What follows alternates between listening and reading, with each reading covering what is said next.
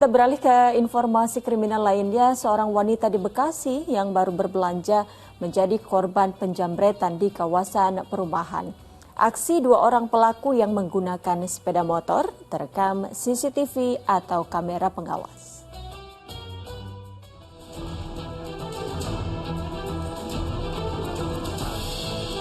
Dari rekaman CCTV ini, dua pelaku tampak sudah memantau korban. Seorang wanita yang berjalan sendirian di Jalan Haji Milun, Rawalumbu, Kota Bekasi usai berbelanja di minimarket. Dan di depan rumah warga, para pelaku pun menjamret tas sehingga membuat korban kaget dan berteriak. Warga dan korban sempat mengejar pelaku, namun tak terkejar karena pelaku kabur dengan sepeda motor. Nah, kayaknya ibu yang tinggal di situ habis belanja makanan. Kita ngeliat dia putar balik, saya nggak tahu dia putar baliknya apa, katanya pas kelihatan CCTV dia ngejamret handphone. Korban itu sempat teriak nggak sih Om di rekaman? Teriak, jambret, baru kita bergerak, sangkain ada apa gitu kan. Kerugian korban berupa uang hasil kerja sebulan, 1 unit telepon genggam, dan surat-surat penting. Korban langsung melapor ke Polsek Bekasi Timur. Hingga kini polisi masih mencari pelaku penjamretan yang ciri-cirinya sudah teridentifikasi. Awang Darmawan melaporkan dari Bekasi, Jawa Barat. Ya, semoga polisi bisa segera menangkap pelaku penjamretan tersebut yang aksinya juga sudah terekam kamera CCTV. Itu artinya polisi sudah memiliki petunjuk begitu Ustaz untuk menangkap para pelaku.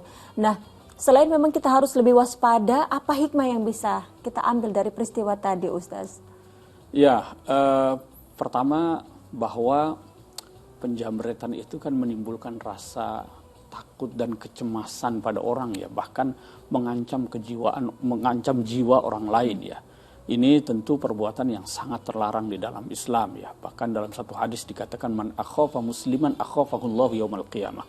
Orang yang menimbulkan rasa cemas kepada orang lain, apalagi sampai melukai bahkan mengancam jiwanya, itu nanti akan diperlakukan hal yang sama saat di akhirat kelak ya.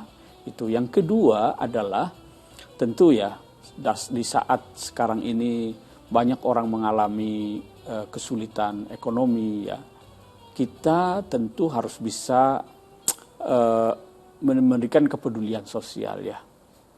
Jadi bagaimana memperkuat ketahanan ekonomi masyarakat kita ini ya, sehingga jangan sampai kemudian ada yang karena terpaksa lalu kemudian melakukan perbuatan-perbuatan semacam itu. Dan tentu saja kita sebagai warga masyarakat juga harus selalu waspada gitu ya. Jangan sampai misalnya kita menampakkan harta benda milik kita, baik itu perhiasan, handphone, secara berlebihan ya. Itu yang perlu kita waspadai ya. Sehingga tidak memberi peluang atau kesempatan kepada orang lain untuk berbuat jahat ya. Kadang-kadang orang berbuat jahat itu kan bukan karena niat ya, tapi karena ada kesempatan ya. Betul. Saya kira.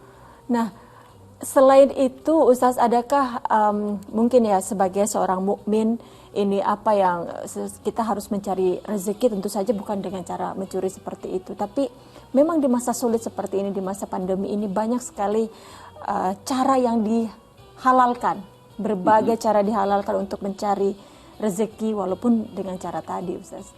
Ya, memang pada prinsipnya agama mengajarkan kita itu jangan sampai kita mendapatkan rezeki yang kita gunakan untuk memberikan nafkah kepada keluarga kita atau yang kita konsumsi dari sesuatu yang haram. Dan yang perlu kita ingat adalah situasi sesulit apapun itu tidak berarti membolehkan kita untuk melakukan hal-hal yang terlarang ya. Jangan sampai itu al-ghayah tubarrirul wasilah. Tujuan itu menghalalkan segala cara. Itu tidak bisa ya. Dan di sini kita juga harus ingat ya bahwa dalam satu hadis itu kita diingatkan bahwa setiap daging yang tumbuh dari sesuatu yang haram itu fannaru aula bihi. Yang paling pantas untuk menerimanya itu adalah neraka jahanam. Ada sedikit saja sesuatu yang tidak halal yang kita konsumsi, baik karena sesuatu itu haram dari segi zatnya, sesuatu yang dilarang oleh agama, ataupun haram dari cara perolehannya, itu semua akan membuat ya tubuh kita ini yang lebih berhak menerimanya itu adalah neraka jahanam, kemudian juga bisa menghalangi keterkabulan doa-doa yang kita panjatkan. Menutup pintu rezeki kita ya Ustaz. Termasuk doa-doa yang kita panjatkan itu tidak terkabul karena kita mengkonsumsi sesuatu yang haram. Baik.